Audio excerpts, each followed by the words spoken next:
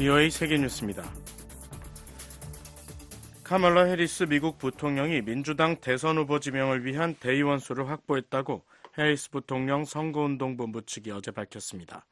해리스 부통령은 이날 성명에서 이 같은 사실을 확인하면서 오늘 밤 나는 우리 당의 대선 후보가 되기 위해 필요한 광범위한 지지를 확보한 것을 자랑스럽게 생각한다고 말했습니다. 이어 곧 후보 지명을 공식 수락하게 되길 기대한다고 밝혔습니다.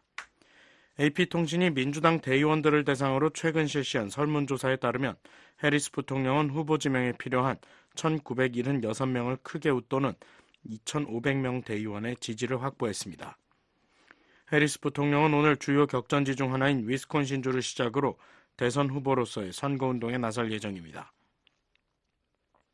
해리스 부통령은 특히 선거운동 기간 도널드 트럼프 공화당 대선 후보의 사기와 성폭력 혐의 등을 집중 공격할 것으로 알려졌습니다. 한편 트럼프 후보는 오늘 자신의 소셜미디어 트루스 소셜에 올린 글에서 미 NBC 방송의 여론조사 결과를 인용해 카멀라 해리스는 사상 가장 인기 없는 부통령이라고 주장했습니다. 또한 해리스 부통령을 국경을 방문한 적도 없는 국경차르라고 공격하면서 바이든 대통령이 해리스 부통령을 대선 후보로 지지했던 점을 비판했습니다. 민주당은 다음 달 19일부터 나흘간 일리노이주 시카고에서 열리는 전당대회에서 대선 후보를 확정짓습니다. 팔레스타인 무장정파 하마스가 억류 중인 인질 석방을 위한 합의가 가까워지고 있다고 베냐민 네타냐후 이스라엘 총리가 밝혔습니다. 미국을 방문한 네타냐후 총리는 어제 워싱턴 DC에서 인질들의 가족들과 가진 간담회에서 인질 협상을 위한 조건들이 의심의 여지 없이 진전되고 있으며 이는 좋은 신호라고 밝혔습니다. 이와 관련해 로이터 통신은 지난 5월 휴전을 위한 포괄적 합의안을 제시했던 조 바이든 대통령과 중재 역할을 해온 이집트, 카타르의 노력으로 휴전 협상 타결 노력이 지난 한 달간 탄력을 받아왔다고 전했습니다. 한편 네타냐후 총리는 내일 미 의회 상하원 합동회의에서 연설 예정입니다. 당초 오늘 열릴 것으로 알려졌던 바이든 대통령과의 정상회담은 26일 열릴 예정이라고 로이터와 AFP 통신 등이 미국 관계를 인용해 보도했습니다. 바이든 대통령과 네타냐후 총리는 회담에서 이스라엘과 하마스 간 휴전 합의를 위한 세부 방안과 이란 관련 현안 등을 논의할 예정입니다. 네타냐후 총리는 민주당 대선 후보로 유력한 카멀라 해리스 부통령도 별도로 만날 것으로 알려졌습니다. 팔레스타인 가자지구 남부 칸 유니스에 대한 이스라엘군의 공격으로 최소 70명이 사망했다고 현지 당국이 어제 밝혔습니다. 팔레스타인 무장정파 하마스가 통제하는 가자지구 보건부는 이날 성명에서 이스라엘군이 칸 유니스 동쪽 바니 수하일라 마을 등지에 탱크포 사격과 공습 등을 가해 사망자 외에 최소 200명의 부상자가 나왔다고 말했습니다. 가자지구 보건부가 발표한 사망자 수는 하마스 등 무장 세력과 민간인을 구분하지 않은 수치라고 로이터 통신은 전했습니다. 이와 관련해 이스라엘군은 공군과 포병 전력이 이스라엘 남부 니림 지역을 향해 발사체가 발사된 지역을 포함 오늘 아침부터 칸 유니스 지역 30곳 넘는 테러 기반 시설을 타격했다고 밝혔습니다. 앞서 이스라엘군은 이날 칸 유니스 서쪽 알마와시 일대에 설정됐던 인도주의 피난 지역 중 동쪽 일부에 하마스가 테러 기반 시설을 설치했다는 정보를 입수했다며 피난 지역 설정을 일부 해제하고 주민들의 일시 대피를 당부했습니다. 한편 이스라엘군은 이날 소셜미디어 X를 통해 하마스가 억류 중인 약 120명의 인질 중 2명이 사망한 사실이 확인됐다면서 당국이 경위를 조사 중이라고 밝혔습니다. 이런 가운데 토니 블링컨 미국 국무장관은 이날 시그리트 카그 유엔 가자지구 인도주의 재건 담당 수석조정관과 전화통화를 갖고 가자지구 내 인도주의 지원 확대를 위한 유엔의 역할 등에 대해 논의했다고 매튜 밀러 국무부 대변인이 전했습니다.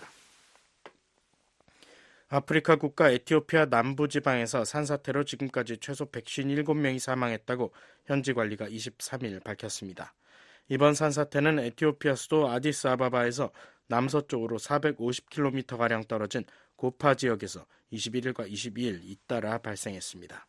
현지 관리는 첫 산사태로 수많은 주민들이 매몰됐던 가운데 구조작업을 위해 모였던 이들을 두 번째 산사태가 덮치면서 피해가 커졌다고 말했습니다. VOA 세계뉴스 김시영입니다.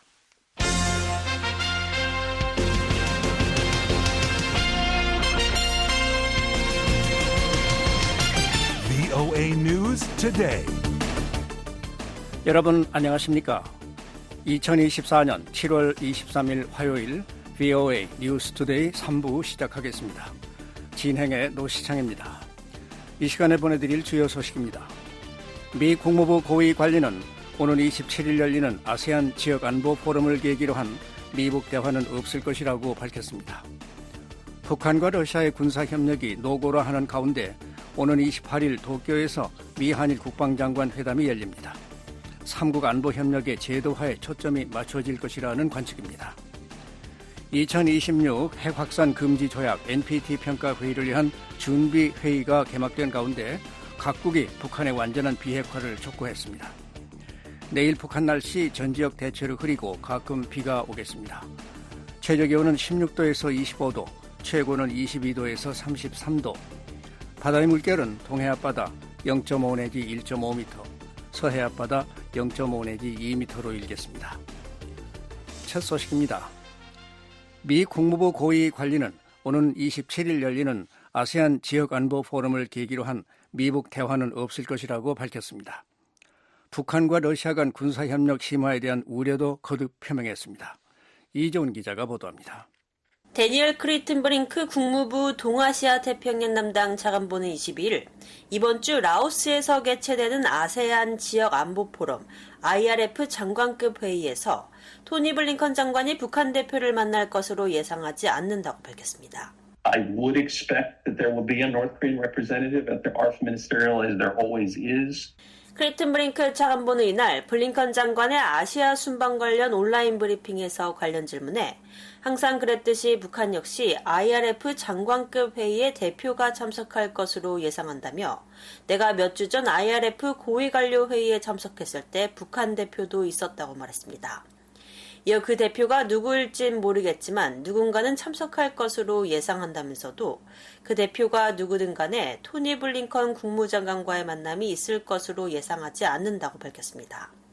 그러면서도 북한과 대화의 문은 여전히 열려 있다는 점을 강조했습니다. I will reiterate, Nike, despite the provocative and escalatory steps that 크리튼 브링크 차관보는 북한이 취해온 도발적이고 긴장을 고조시키는 조치에도 불구하고 대화의 문은 여전히 열려 있다는 점을 계속해서 다시 한번 강조한다고 밝혔습니다. 다만 안타깝게도 북한은 이를 활용하지 않고 그저 긴장을 고조시키는 여러 가지 조치만 계속 취해왔다고 지적했습니다. 그러면서 이에 대응해 미국은 우리의 억지 조치를 2배로 강화할 수밖에 없다며 동맹인 한국 및 일본에 대한 공약과 다양한 대북 조치의 단호한 이행 지속에 대한 의지를 강조했습니다. 러시아와 북한의 군사협력 심화에 대한 우려도 거듭 표명했습니다. We're deeply concerned by the cooperation that we see taking place between Moscow and Pyongyang. 크리튼 브링크 차관보는 우리는 러시아와 북한 정부 사이 벌어지고 있는 협력, 즉 유럽과 아시아 모두를 불안정하게 만들고 있다고 생각되는 이런 관계에 대해 깊이 우려한다고 밝혔습니다.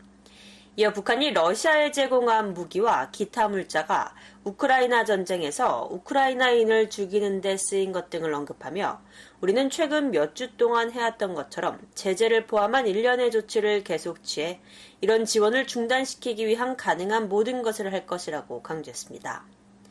블링컨 장관은 24일부터 다음 달 3일까지 베트남, 라오스, 일본, 필리핀, 싱가포르, 몽골을 방문할 예정입니다.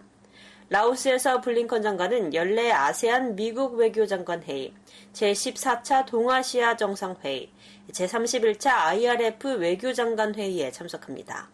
올해로 32회째를 맞는 IRF 장관급 회의는 오는 27일 라오스 비엔티안에서 열립니다. IRF는 아세안, 동남아시아 국가연합 회원국들과 미국, 한국, 일본 등 아세안 대화 상대국 등이 참여해 영내 및 국제안보 문제를 정기적으로 논의하고 협력하는 다자간 협의체입니다. IRF는 북한이 참여하는 유일한 영내 다자안보 협의체로 2000년 IRF 가입 이후 통상 외무상을 대표로 참석시키던 북한은 2019년부터 지난해까지 외무상 대신 IRF 회의가 열리는 나라에 주재하는 대사나 주 아세안 대표부 대사를 수석 대표로 보냈습니다. 한편 블링컨 장관은 또 일본에서 로이드 오스틴 국방장관과 함께 가미카와 요코 일본 외무상 및 기아라 미노루 일본 방위상을 만나 외교 및 국방장관 2+2 대화를 가질 예정입니다. 이와 관련해 클린트 브링크 차관보는 내 장관은 다양한 양자, 영내 및 글로벌 이슈를 다루는 데 있어 미일 동맹의 핵심적 중요성을 재확인하고 미국, 일본, 한국 및 미국, 일본, 필리핀 3국 협력의 동력을 계속 구축해 나갈 것이라고 밝혔습니다. Together, the four officials will reaffirm the critical importance of the U.S.-Japan alliance. 또 블링컨 장관과 오스틴 장관은 가미카와 외무상, 기아라 방위상과 확장 억제 장관급 회담도 개최할 예정이라며 이 자리에서 장관들은 일본의 방위 역량으로 증강돼 미국의 확장 억제를 더욱 강화하기 위한 양국 간 협력 방안을 논의할 예정이라고 덧붙였습니다. VOA 뉴스 이조은입니다. 북한과 러시아의 군사협력이 노고라 하는 가운데 미한일 국방장관 회담이 열립니다. 이번 회담은 북한은 물론 중국, 러시아 등 지역 안보 위협 요인들에 대응한 3국의 안보 협력의 제도화에 초점이 맞춰질 것이라는 관측이 나오고 있습니다. 서울에서 김한영 기자가 보도합니다. 한국 국방부는 신원식 장관이 오는 28일 일본 도쿄 방위성에서 로이드 오스틴 미국 국방장관, 기아라 미노루 일본 방위상과 3국 국방장관 회의를 갖는다고 밝혔습니다. 세 나라 장관들은 북한의 핵미사일 위협과 지역 안보 정세를 평가하고 대응 방안을 논의하는 한편 미한일 안보협력 강화와 제도화 방안 등을 협의할 계획입니다. 이번 회의는 미한일 국방장관 회의를 3국에서 순환 주최하자는 지난달 싱가포르에서 열린 아시아 안보회의 계기 3국 국방장관 회의 합의에 따라 열리는 겁니다. 세 나라 장관들은 당시 3국 안보협력이 정치 등 외부 요인으로 흔들리지 않도록 제도화하기 위한 문서인 미한일 안보협력 체계를 연내 작성하는 방안에도 합의했습니다. 신 장관은 최근 올해 하반기 안에 이 문서에 서명할 예정이라고 언급한 바 있습니다. 이에 따라 이번 회의를 계기로 문서 작성과 서명까지 이루어질 가능성이 제기됩니다. 박원곤 이화여대 북한학과 교수는 미한일 안보협력 체계는 3국 국방장관 회의의 정례화와 북한은 물론 중국, 러시아 등 지역 안보 위협 세력에 대응하는 차원에서의 중장기적인 군사협력 방안들을 담을 것으로 전망했습니다. 기존의 한미일의 협력이라는 것은 1차적으로 북한 위협에 특정돼 있습니다. 캠프 데이비드 이후에 바뀌었습니다. 북한의 위협 외에도 인태 지역의 내부의 여러 가지 상황에 대한 대응. 그렇다면 이거는 당연히 북한 위협을 넘어서는 어젠다가 되는 거고. 한국 정부 산하 국책연구기관인 통일연구원 홍민 박사는 그동안 미한일 안보협력은 걸끄러운 한일 관계 때문에 미한, 미일 양자협력의 기초에 미국이 매개 역할을 해 묶는 방식이었지만 새롭게 제도화될 미한일 안보협력 체계는 한일 간 소통 구조도 갖춘 3자협력 틀로 이루어질 것으로 예상했습니다. 전문가들은 세 나라가 안보협력 제도화를 서두르는 것은 북중러 위협의 증대 이외에 각국의 내부 정치적 요인 때문에 협력틀이 훼손될 수 있는 가능성을 최소화하려는 의도도 깔려 있다고 보고 있습니다. 홍민 박사는 당장 오는 11월 미 대선 결과에 따라 미국의 대외정책 전환 가능성이 제기되는 상황이기 때문에 조 바이든 행정부는 물론 한국, 일본도 안보협력 제도화에 적극적인 자세를 보이는 것이라고 말했습니다. 바이든 정부는 이 한미일 안보 협력 구도를 최대한 제도적으로 장치화시켜서 이게 향후에 크게 흔들리지 않도록 하기 위한 일종의 쐐기박기 이런 의도가 상당 부분 있어 보인다. 그리고 한국 정부도 마찬가지로 이 부분이 빨리 고착돼야지 향후에 한미 동맹이 특정 미국 정부에 의해서 흔들리거나 이러지 않도록 하겠다. 이게 약간 의지가 있었던 것을 보여줍니다. 미한일의 안보 공조가 새로운 단계로 나아가려는 가운데 북러 간 군사 밀착도 노고라 하는 양상입니다. 북한 대외관영 조선중앙통신에 따르면 김정은 국무위원장은 앞서 지난 18일 노동당 본부청사에서 알렉세이 크리보르치코 국방부 차관이 이끄는 러시아 군사대표단을 접견했습니다. 지난달 북러 정상회담 이후 러시아의 첫 고위급 북한 방문입니다. 이에 앞서 지난 9일엔 김일성 군사종합대학 김금철 총장을 단장으로 하는 북한인민군 군사교육 간부대표단이 러시아를 방문했습니다. 블라디미르 푸틴 러시아 대통령 방북을 계기로 군사동맹에 준하는 조약을 맺은 북러가 후속 군사협력에 속도를 내고 있다는 관측입니다. 이번에 방북한 크리보르치코 차관은 러시아 국방차관들 가운데 방산 분야를 총괄하는 인물로 무기 획득과 우크라이나 전장에 대한 무기 공급 업무를 맡고 있는 것으로 알려졌습니다. 방산기업 칼라시니코프 콘첼은 최고 경영자를 지내고 2018년부터 러시아 국방차관으로 재직해왔으며 지난달 북러 정상회담 때도 배석했습니다. 김 위원장이 방북한 외국 차관급 인사를 접견한 것 자체도 이례적입니다. 전문가들은 김 위원장이 러시아의 우크라이나 특별작전에 대한 연대를 강조한 만큼 북한의 대러 지원을 강화하는 문제들이 다뤄졌을 가능성을 제기하고 있습니다. 또 러시아의 북한에 대한 첨단 무기와 관련 기술 제공 문제도 논의했을 수 있다고 보고 있습니다. 경남대 극동문제연구소 이물출 교수는 미한일이 추진하는 안보협력 제도화에 대해 북중러는 아시아판 나토를 만들려는 의도라고 경계하고 있다고 말했습니다. 러시아 입장에서는 한미일 안보협력에 대응하는 북한과의 군사협력 수준도 상대적으로 강화해 나갈 수밖에 없는 그런 상황에 직면해 있다. 이제 이런 맥락에서 실질적으로 군사협력을 추진해 나가는 그런 이제 실무자들 또는 기술자 중심의 군사협력이 가속화될 가능성이 이제 있어 보인다. 이렇게 전망할 수 있을 것 같습니다. 한편 북한 조선중앙통신은 23일 미 공화당 대선 후보로 확정된 도널드 트럼프 전 대통령을 겨냥한 논평을 실었습니다. 트럼프 전 대통령이 공화당 대선 후보 수락연설에서 김정은 위원장을 여러 차례 거론하며 친분을 과시하는 데 대해 선을 긋는 반응을 보인 겁니다. 조선중앙통신은 트럼프가 수락연설에서 우리를 두고 나는 그들과 잘 지냈다, 많은 핵무기나 다른 것을 가진 누군가와 잘 지내는 것은 좋은 일이다 등 발언을 했다며 조미관계 전망에 대한 미련을 부풀리고 있다고 지적했습니다. 조선중앙통신은 미국에서 어떤 행정부가 들어앉아도 개의치 않는다며 미국이 핵 전략 자산을 전개하고 첨단 무장 장비를 증강하며 핵 작전 운용까지 예견하는 상황에서 나오는 대화 제안을 믿을 수 없다고 밝혔습니다. 그러면서 미국은 앞으로 우리와 어떻게 상대하겠는가 하는 문제에서 옳은 선택을 하는 것이 좋을 것이라며 조미 대결의 초침이 멎는가 마는가 하는 것은 전적으로 미국의 행동 여하에 달려있다고 주장했습니다. 조선중앙통신은 공은 공이고 사는 사람이여 국가의 대외 정책과 개인적 감정은 엄연히 갈라보아야 한다고도 밝혀 트럼프 전 대통령과 김 위원장 간 개인적 친분에 대해선 인정하는 모습을 보였습니다. 조선중앙통신 논평은 공식 성명이나 담화에 비해 수위가 낮은 형식이지만 트럼프 전 대통령이 공화당 대선 후보로 선출된 이후 김 위원장을 자주 거론한 데 대한 북한의 첫 반응입니다. 이물출 교수입니다. 섣불리 자신의 의견이나 입장을 밝혔을 경우 또다시 과거와 같은 그런 낭패를 당할 수도 있기 때문에 상당히 신중하게 접근할 수밖에 없어요. 이제 그럼에도 불구하고 트럼프 대통령의 그 발언에 대해서 조선중앙통신을 통해서라도 메시지를 보냈다는 것은 그만큼 관심을 갖고 있는 거고 트럼프 대통령이 재선될 경우 정책의 어떤 전환을 촉구하는 그런 메시지도 있는 거죠. 서울대 통일평화연구원 장용석 박사는 김 위원장이 미한일 안보협력 강화로 중러에 대한 북한의 전략적 가치가 높아지는 반사이익을 본 측면이 있다며 이 때문에 미국 등 서방과의 관계 개선에 대한 김 위원장의 기대치가 트럼프와 미북 정상회담을 벌였던 당시보다 크지 않을 수 있다고 말했습니다. 서울에서 VOA 뉴스 김환용입니다.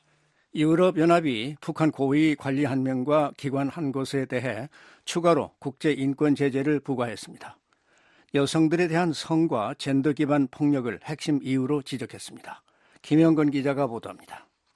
유럽연합 EU 정상들의 회의체인 유럽 이사회는 22일 글로벌 인권 제재 체제에 따라 개인 4명과 기관 2곳에 대해 추가 제재 조치를 승인했다고 밝혔습니다.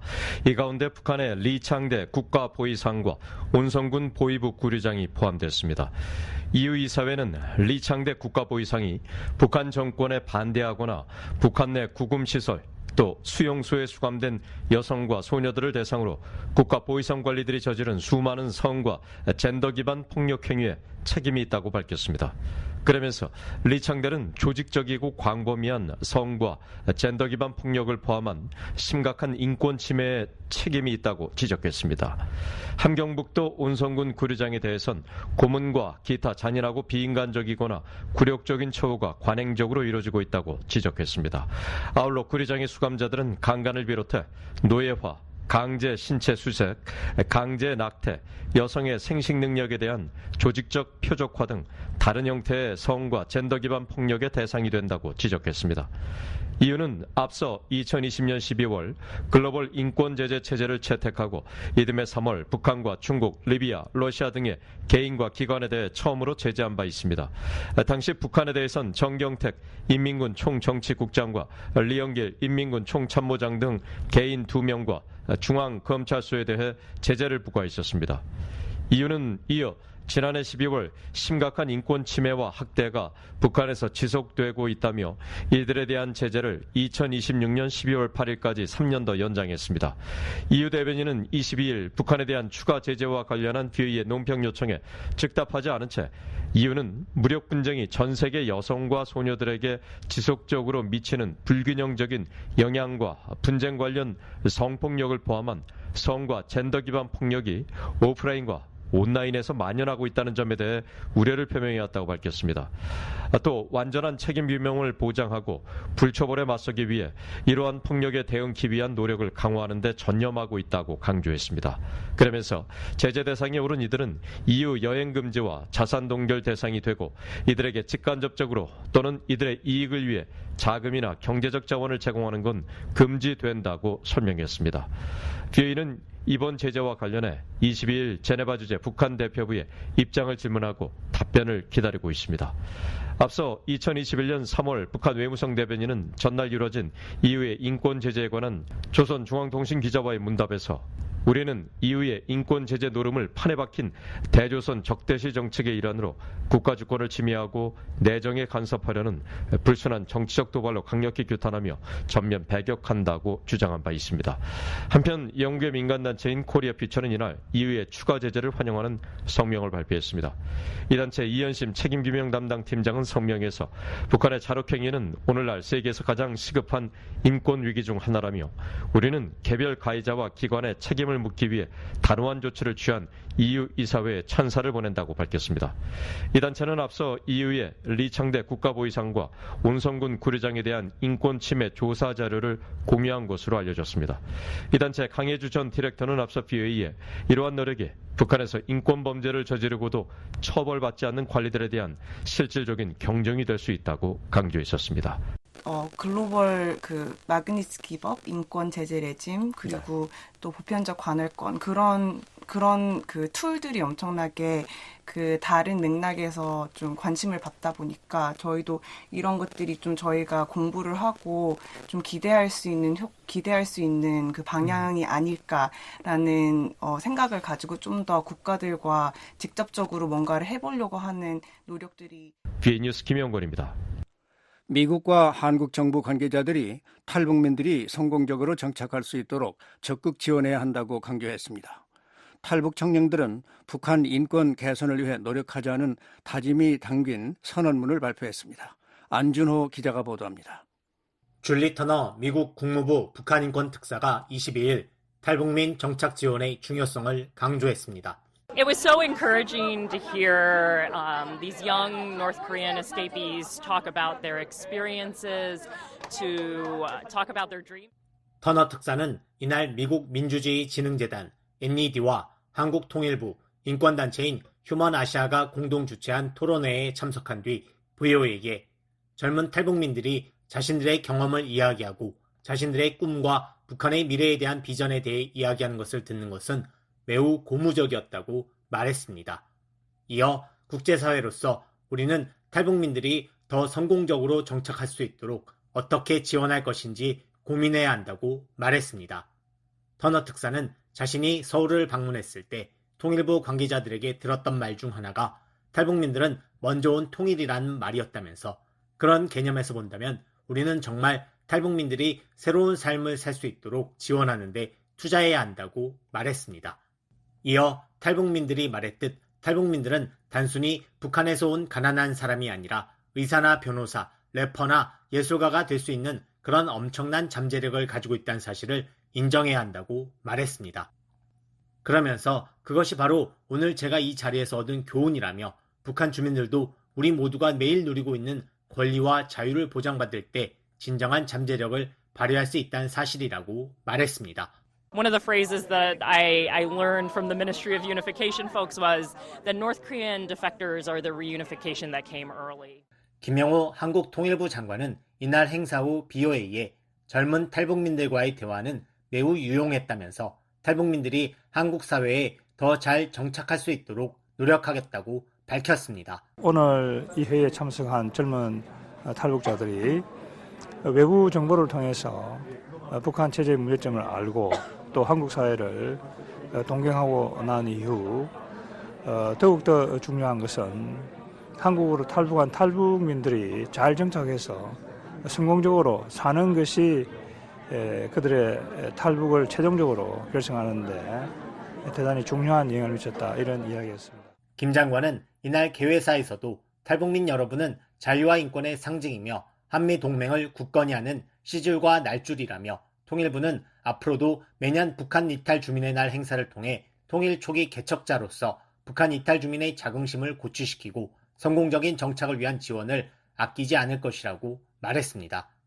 김 장관은 통일부가 NED와 미국 싱크탱크인 전략국제문제연구소 CSIS가 공동 개최하는 북한인권국제대화에 참석하기 위해 미국을 방문 중입니다. 북한인권국제대화는 국제사회에서 북한인권 담론을 확산하고 협력을 증진하고자 통일부가 2022년부터 개최해온 행사로 올해 처음 해외에서 열렸습니다.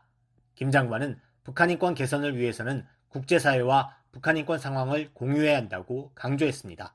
북한 인권 문제라고 하는 것을 우리 국제사회와 공유하고 또 그 공감대를 형성하는 것이 대단히 중요하다, 이렇게 생각합니다. 윤석열 정부는 대한민국 정부로서는 처음으로 지난해에 북한 인권 보고서를 발간했고 올해에도 북한 인권 보고서를 발간을 했습니다.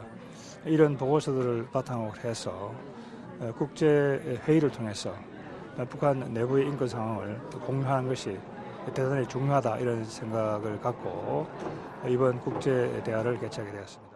이날 행사에는 마이클 커비 전 유엔 북한인권조사위원회 COI 위원장과 엘리자베스 살몬 유엔 북한인권 특별보고관, 이신화 한국 외교부 북한인권 국제협력대사, 로버타 코엔 전 국무부 인권담당 부차관부, 워싱턴의 북한인권단체인 북한인권위원회의 그레그 스칼라튜 사무총장 등 국제인권단체 관계자들과 북한 노동당 39호실 고위관리 출신인 리정호 씨도 참석했습니다. 또 리정호 씨의 아들로 미국에 정착한 이현승 글로벌 평화재단 연구원과 지난달 12일 유엔 안전보장이사회 북한인권 공개회의에 참석해 북한인권 실태에 대해 증언했던 탈북 청년 김금혁 씨 등 탈북 청년 11명도 참석해 북한인권 개선 방안을 논의했습니다. 통일부 북한인권 홍보대사인 배우 유지태 씨는 이날 개회사에서 자신이 탈북 여성들이 겪는 고난과 시련을 다룬 웹툰 앙까이의 시나리오를 쓴 사실을 소개하며 자신이 북한인권에 관심을 갖게 된 동기를 설명했습니다. 앙까이는 아내를 뜻하는 함경도 방언으로 유 씨는 심각한 인권 유린을 피해 북한을 탈출한 여성들이 탈북 과정에서 더욱 가혹한 인권 침해에 직면하고 평생 헤어진 가족을 그리워하며 살아간다는 내용이라고 소개했습니다. 이어 불의를 키우는 것은 불의 자체가 아니라 우리의 무관심이라며 이 세상 어디에라도 불의가 있다면 눈 감고 외면하지 말고 행동에 나서라고 촉구했습니다. 그러면서 우리의 행동이 자신의 조국으로부터 외면당하는 북한 주민들의 아픈 상처를 치유할 수 있기를 바란다며 가장 어두운 곳을 향해 손을 내밀어 주길 바란다고 말했습니다. It is not injustice itself that nurtures injustice, but our indifference. 이날 행사에 참석한 탈북 청년들은 북한인권 개선을 위해 노력하자는 다짐 등이 담긴 존엄, 희망, 자유를 위한 선언문을 발표했습니다.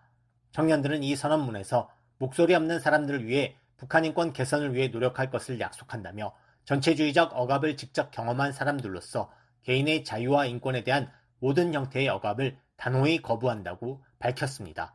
그러면서 북한의 형제자매들도 자유와 인권을 누릴 수 있는 그날까지 지속적인 연대와 행동을 촉구한다고 말했습니다.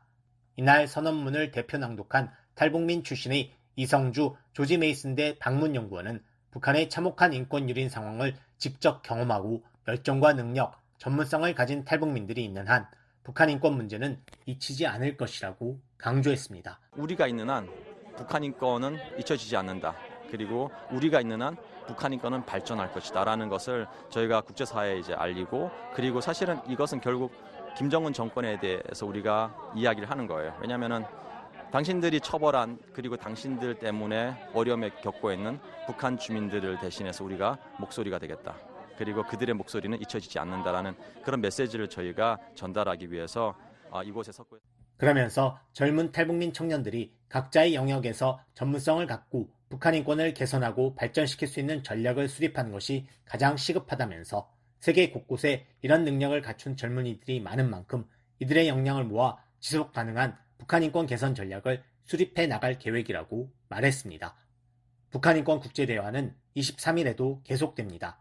COI 보고서 발간 10주년 이후의 북한 인권 상황과 책임 규명 노력, 유엔에서의 북한 인권 개선 노력 등에 대한 토론회가 이어질 예정입니다. BOA 뉴스 안준호입니다. 미국 의회에서 외교 안보 문제에 깊이 관여하는 주요 인사들이 조 바이든 대통령의 민주당 대선 후보직 사퇴에 엇갈린 반응을 내놓고 있습니다. 바이든 대통령의 외교 정책에 대해서도 다른 평가가 나옵니다. 이재훈 기자가 보도합니다. 미 상원 외교위원장인 민주당의 벤 카딘 의원은 조 바이든은 자신의 미래를 스스로 결정할 권리를 얻었고 나는 그의 결정을 존중한다고 밝혔습니다. 카딘 의원은 21일 성명에서 바이든 대통령이 민주당 대선 후보직을 내려놓겠다고 밝힌 것과 관련해 조 바이든은 내 친구이며 평생 동안 열정적인 공직자로서 이 나라의 필요를 항상 최우선으로 생각했다면서 이같이 말했습니다. 특히 바이든 행정부 출범 이래 미국은 자유세계에서 존경과 리더십을 되찾았다고 평가했습니다. 그러면서 도널드 트럼프는 선출직에 부적합하다며 이제 민주당은 무소속 공화당과 함께 단결해 법치 아래서 국가와 헌법, 삶의 방식을 보존하는 데 집중해야 한다고 강조했습니다. 상원 군사위원장인 민주당의 잭 리드 의원도 바이든 대통령의 업적을 높이 평가하며 후보직 사퇴 결정을 존중한다는 입장을 밝혔습니다. 리드 의원은 이날 성명에서 조 바이든은 뛰어난 대통령이자 지조 있는 공직자라며 그와 영부인은 훌륭한 미국인이라고 말했습니다. 특히 그의 리더십은 경제를 활성화하고 그는 세계 무대에서 미국의 리더십을 복원시켰다며 바이든 대통령의 업적은 많다고 강조했습니다. 그러면서 오늘의 결정은 이타적인 지도자로서 조의 유산을 공고히 한다고 밝혔습니다. 반면 일부 공화당 인사들은 바이든 대통령이 대통령직도 사임해야 한다고 요구하고 있습니다. 하원 정보위원장인 공화당의 마이크 터너 의원은 이날 X를 통해 조 바이든이 앞으로 4년 더 대통령직을 수행할 수 있을지 민주당이 고민하는 동안 나는 그가 앞으로 4일 동안이라도 대통령직을 수행할 수 있을지에 대한 우려를 공개적으로 밝혔다고 말했습니다. 이어 우리의 국가안보는 상근 대통령을 요구한다며 바이든 대통령 참모진은 즉각적인 조치를 취해 그가 오래 남은 임기 동안 통치할 능력이 있는지 판단해야 한다고 주장했습니다. 마이크 존슨 미국 하원의장도 이날 성명에서 조 바이든이 대통령 출마에 적합하지 않다면 대통령직을 수행할 자격도 없다며 즉시 대통령직을 사임해야 한다고 말했습니다. 미치 매코넬 상원 공화당 대표는 이날 성명에서 지난 4년 동안 미국 국민은 국내에서는 역사적인 인플레이션, 국경에서는 혼란, 그리고 세계 무대에서는 나약한 리더십에 직면해왔다고 주장했습니다. 그러면서 미국은 2021년 1월보다 덜 번영하고 덜 안전하다며 우리는 실패의 4년을 더는 감당할 수 없다고 말했습니다. VOA는 바이든 대통령의 외교 정책에 대한 공화당 의원들의 비판과 관련해 백악관에 논평을 요청하고 답변을 기다리고 있습니다. 앞서 바이든 대통령은 이날 미국인들에 전하는 서한에서 재선에 도전하는 것이 나의 의도였지만 남은 임기 동안 대통령의 의무를 다하는 데만 집중하는 것이 당과 국가에 가장 큰 이익이 된다고 생각한다면서 민주당 대선 후보직에서 사퇴했습니다. 바이든 대통령은 성명 공개 직후 해리스 부통령을 민주당 대선 후보로 지지한다고 밝혔습니다. 민주당은 다음 달 19일부터 22일 시카고 일리노이주에서 전당대회를 개최하기에 앞서 온라인으로 미리 후보를 지명할 예정이었습니다. VOA 뉴스 이존입니다. 미국 정부에서 대북 정보 업무를 담당했던 전직 관리들은 미국 대선의 불확실성 가운데서도 미한 관계에 큰 변화가 없을 것으로 전망했습니다. 북한은 미 대선 결과를 기다렸다가 새 정부의 대북 정책에 영향을 미치려는 행동에 나설 수 있다고 내다봤습니다. 20일 VOA 워싱턴 토크에 출연한 시드니 사일러 전 백악관 국가안보회의 한반도 국장과 브루스 클링너 헤리티지 재단 선임연구원의 대담을 보내드립니다. 최근 도널드 트럼프 암살 시도를 어떻게 보십니까? 이 사건이 발생했을 때 처음에 어떤 생각이 드셨나요? 클링너 연구원님.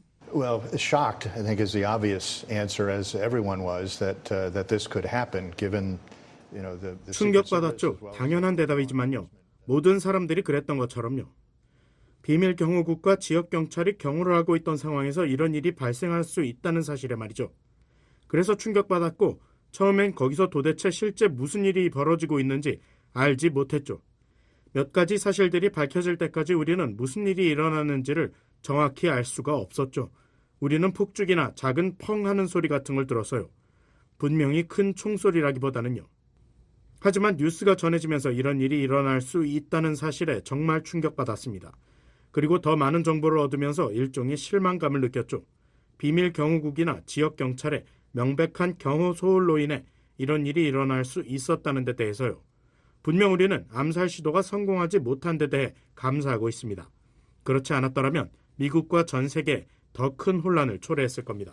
이런 일들로 인해 미국의 이미지는 어떻게 될까요? 특히 한국과 같은 동맹들 사이에서 말입니다. 사일러 국장님. Great question. And, first of all, I think we need to put this into a broader perspective. This assassination attempt. 아주 좋은 질문입니다. 우선 이 문제를 좀 더 넓은 관점에서 볼 필요가 있습니다. 이 암살 시도, 한 개인의 비열한 행동은 고조된 정치적 역학관계나 발언에 자연스러운 연장선상에 있는 것이 아닙니다.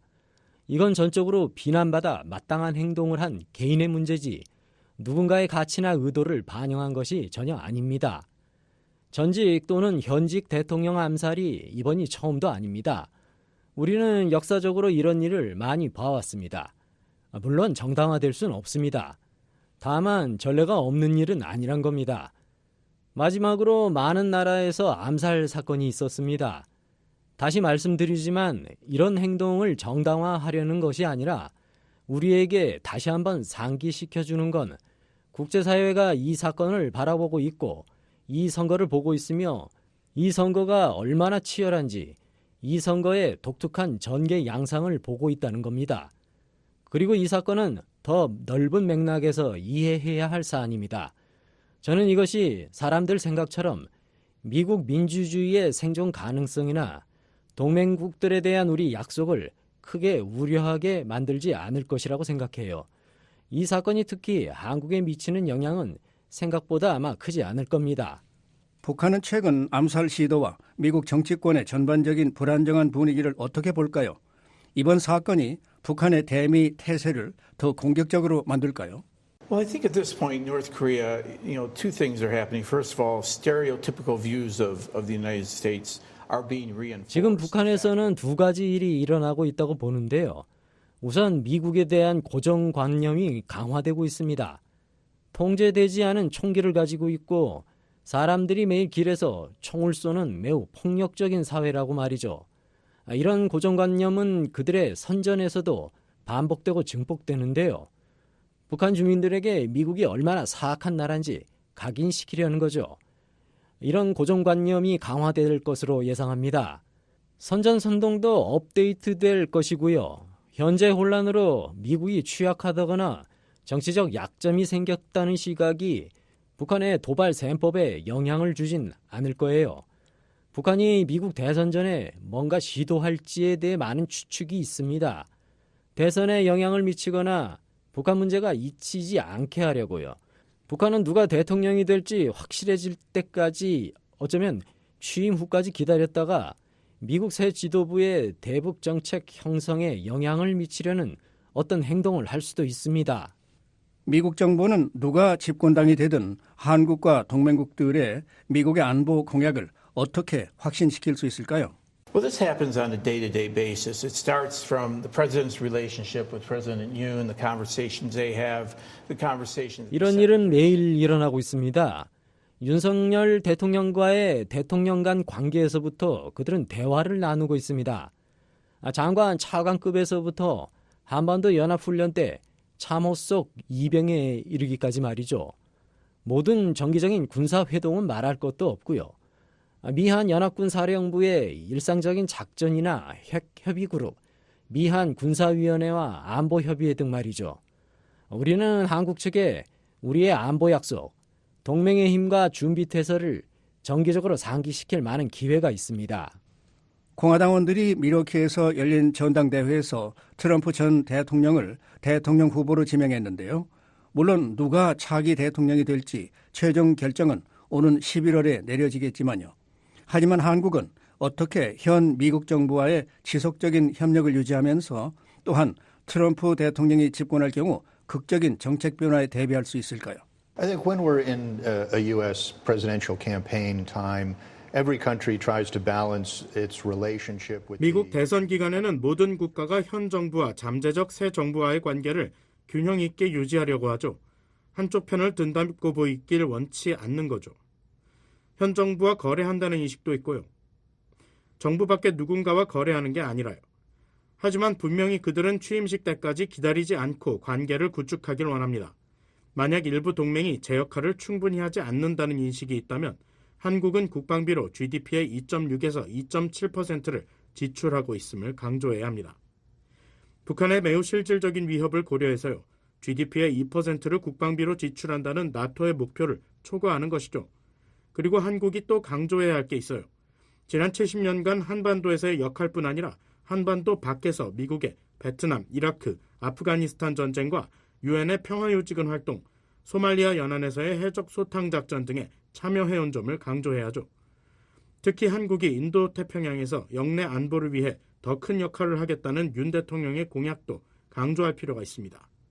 따라서 한국은 자국 안보와 동북아에서 미국의 전략적 이익에 대한 기여뿐 아니라 윤 대통령 지도하에서 지금까지 해왔고 앞으로 인도태평양에서 할 수 있는 역할을 강조해야 합니다. 트럼프 전 대통령이 김정은과의 대화에 직접 관여했던 걸 고려하면 그의 후보 지명과 재선 가능성은 북한의 전략적 계산에 어떤 영향을 미칠까요?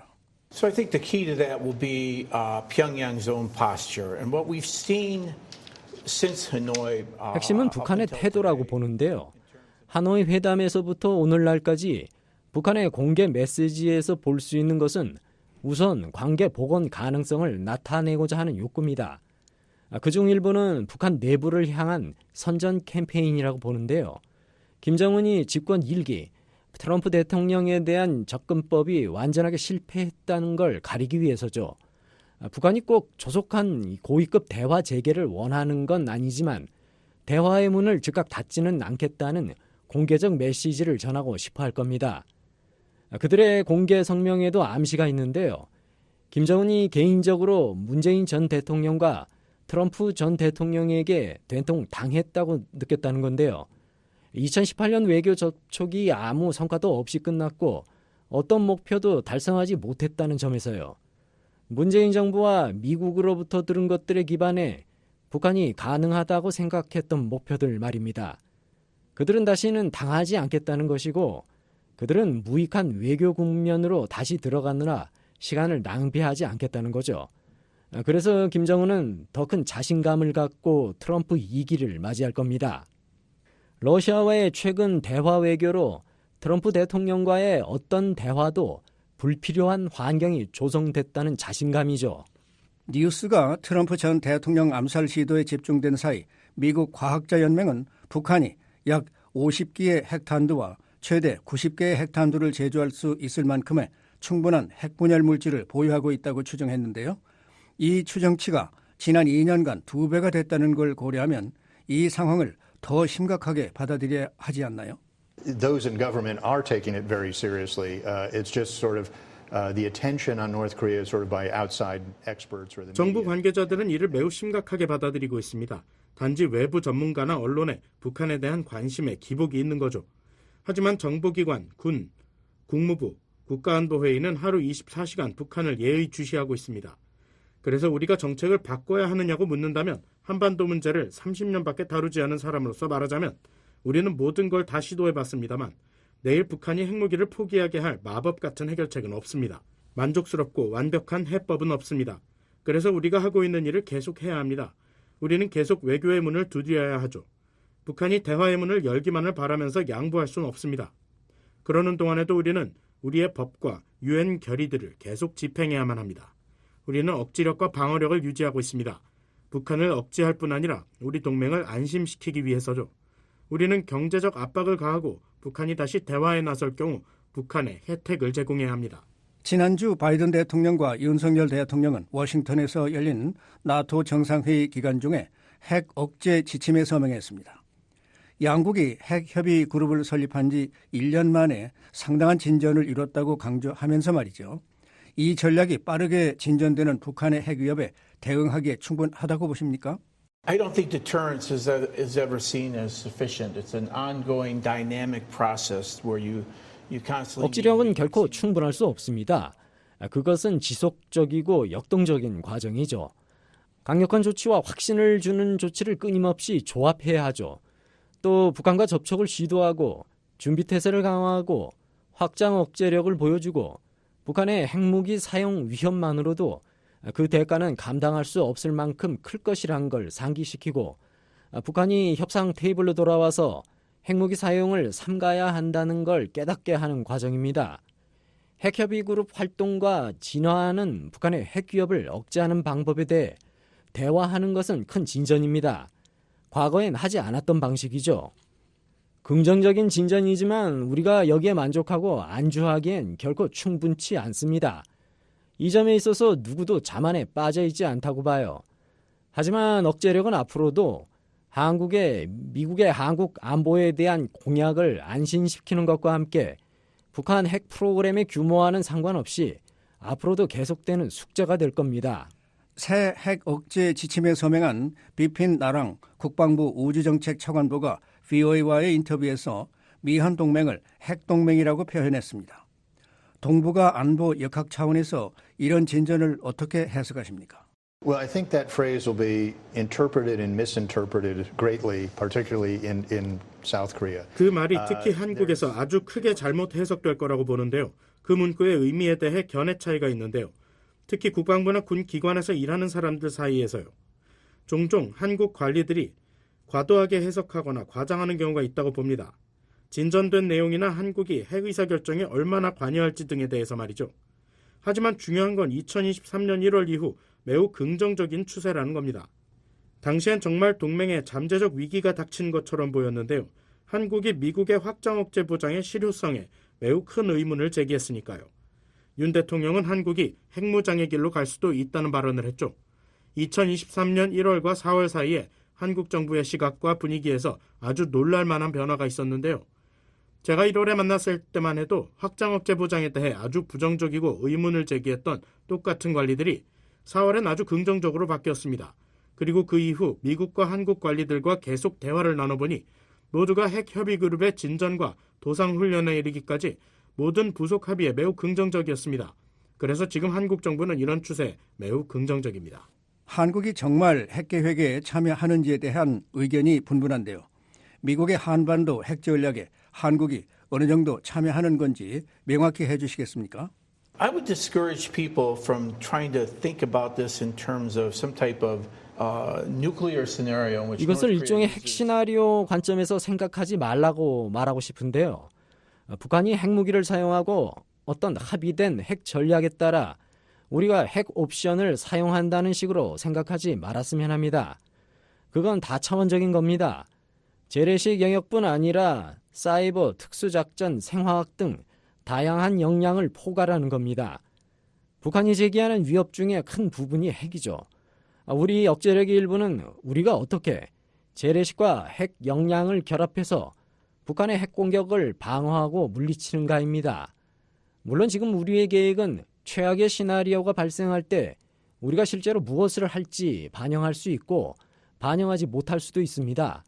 하지만 분명한 건 한국은 현재 이런 논의에서 적극적으로 파트너이며 그런 상황이 전개될 경우에도 분명 그럴 것이라는 점입니다. 지금까지 시드니 사일러 전 백악관 국가안보회의 한반도 국장과 브루스 클링너 헤리티지 재단 선임 연구원의 대담을 들으셨습니다.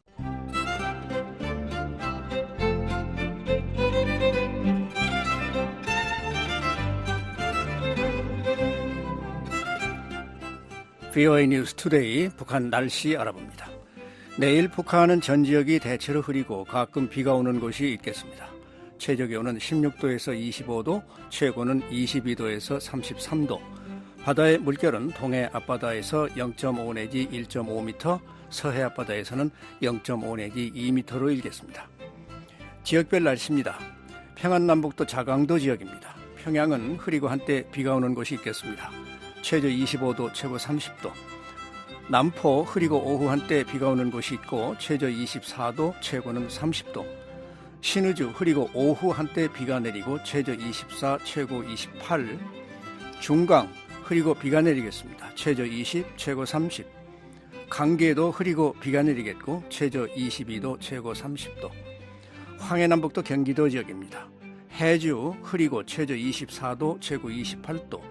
개성 흐리고 오전에 한때 비가 오는 곳이 있겠고 최저 24도, 최고 29도. 사리원 흐리고 오전에 가끔 비가 오겠습니다. 최저 24, 최고 30. 함경남도, 양강도, 강원도 지역 살펴봅니다. 함흥은 구름이 많고 최저가 24도, 최고는 33도입니다. 신포 흐리고 오후 한때 비가 내리겠습니다. 최저 23도, 최고 30도. 장진 흐리고 오후 한때 비가 내리겠고 최저 17도, 최고는 26도입니다. 해산 흐리고 가끔 비가 내리고 최저 19도, 최고 27도. 원산 오전에 흐리고 오후에 구름이 많이 끼겠습니다. 최저 24도, 최고는 32도입니다. 청진 흐리고 한때 비가 내리겠습니다. 최저 23도, 최고는 29도. 선봉 흐리고 오후에 비가 내리겠고 최저 22도, 최고는 28도가 되겠습니다. 삼지연은 흐리고 가끔 비가 내리겠습니다. 최저 16도, 최고 22도. 이어서 해상 날씨 알아보겠습니다. 동해 오전에 구름 많고 한때 비가 오겠고 오후에는 흐리고 한때 비가 오는 곳이 있습니다. 물결 앞바다에서 0.5 내지 1.5m, 먼 바다는 오전에 1 내지 2m, 오후에는 0.5 내지 1.5m로 일겠습니다. 서해 흐리고 오전 한때 비가 오는 곳이 있겠습니다. 물결 앞바다, 먼 바다 모두 오전에 1 내지 2, 오후에 0.5 내지 1.5m로 일겠습니다. 지금까지 뉴스투데이 3부를 보내드렸습니다. VOA 한국어 저녁방송 끝으로 세계 뉴스 보내드리겠습니다.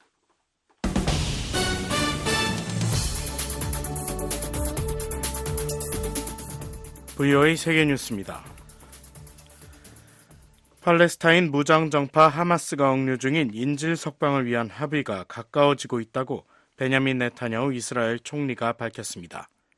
미국을 방문한 네타냐후 총리는 어제 워싱턴 DC에서 인질들의 가족들과 가진 간담회에서 인질 협상을 위한 조건들이 의심의 여지 없이 진전되고 있으며 이는 좋은 신호라며 이같이 말했습니다. 이와 관련해 로이터 통신은 지난 5월 휴전을 위한 포괄적 합의안을 제시한 조 바이든 대통령과 중재 역할을 해온 이집트, 카타르의 노력으로 휴전 협상 타결 노력이 지난 한 달간 탄력을 받아왔다고 전했습니다. 한편 네타냐후 총리는 내일 미 의회 상하원 합동회의에서 연설할 예정입니다. 당초 오늘 열릴 것으로 알려졌던 바이든 대통령과의 정상회담은 26일 열릴 예정이라고 로이터와 AFP 통신 등이 미국 관리를 인용해 보도했습니다. 바이든 대통령과 네타냐후 총리는 회담에서 이스라엘과 하마스 간 휴전 합의를 위한 세부 방안과 이란 관련 현안 등을 논의할 예정입니다. 네타냐후 총리는 민주당의 대선 후보로 유력한 카멀라 해리스 부통령도 별도로 만날 것으로 알려졌습니다. 아프리카 국가 에티오피아 남부지방에서 산사태로 지금까지 최소 157명이 사망했다고 현지 관리가 23일 밝혔습니다. 이번 산사태는 에티오피아 수도 아디스아바바에서 남서쪽으로 450km가량 떨어진 고파 지역에서 21일 밤과 22일 잇따라 발생했습니다. 현지 관리는 첫 산사태로 수많은 주민들이 매몰된 가운데 구조작업 등을 위해 모인 이들을 두 번째 산사태가 덮치면서 피해가 커졌다고 말했습니다. 사고 지역은 산악지형으로 최근 7에서 8월 우기를 맞아 폭우가 내렸다고 언론들은 보도했습니다. 재난당국 책임자는 이날 로이터 통신에 현장 상황이 매우 어렵다면서 수색은 여전히 진행 중이고 아직 수습되지 못한 시신들이 있다고 전했습니다. 그러면서 두 개 마을에서 수습된 157구의 시신 외에도 사망자 수는 더 증가할 것으로 보인다고 말했습니다. 에티오피아 남부에서는 지난 2016년 5월에도 폭우로 홍수와 산사태가 일어나 최소 50명이 사망했었다고 영국 BBC 방송은 보도했습니다. 미국 국방부가 북극 지역에서 최근 강화되고 있는 러시아와 중국의 협력에 대해 경고했습니다. 국방부는 어제 발표한 2024 북극 전략 보고서에서 러시아와 중국이 북극에서 다양한 국력 투영 수단에 걸친 협력을 진행 중이라면서 양국 간 상당한 의견 불일치의 영역이 있음에도 이 같은 협력의 증대는 우려된다고 말했습니다. 보고서는 러시아가 옛 소련 시절 운용했던 북극 소재 군사시설 수백 곳의 재가동을 시작했고 중국도 북극을 통한 무역로 개척과 아울러 지구온난화로 빙하가 사라지면서 북극 해저 광물 자원 등에 관심을 보이고 있다고 전했습니다. 특히 북극권 국가로 분류되지 않는 중국이 북극의 변화되는 역동성을 활용해 더 큰 영향력과 접근성을 추구하고 북극의 자원을 활용하며 영내 통치에 더 큰 역할을 할 방안을 모색하고 있다고 밝혔습니다. 아울러 중국군은 최근 러시아 해군과 알래스카 해안에서 연합훈련을 실시하는 등 북극권에서의 작전 능력을 입증했다고 덧붙였습니다. 미군은 이에 따라 북극 지역에서 정보 수집과 동맹국과의 협력, 군사자산 배치 능력을 바탕으로 구축된 감시 대응 전략을 갖추고 있으며 이를 통해 양국의 협력을 계속해서 감시하고 있다고 보고서는 강조했습니다. 현재 북극에는 미국 외에 캐나다, 덴마크, 핀란드, 아이슬란드, 노르웨이, 스웨덴, 러시아 등 상업과 안보 이익을 가지고 있는 8개 나라가 진출해 있다고 국방부는 밝혔습니다. 팔레스타인 가자지구 남부 칸 유니스에 대한 이스라엘군의 공격으로 최소 70명이 사망했다고 현지 당국이 어제 밝혔습니다.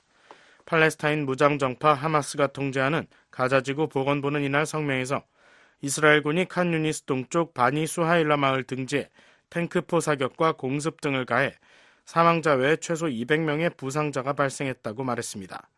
가자지구 보건부가 발표한 사망자 수는 하마스 등 무장 세력과 민간인을 구분하지 않은 수치라고 로이터 통신은 전했습니다.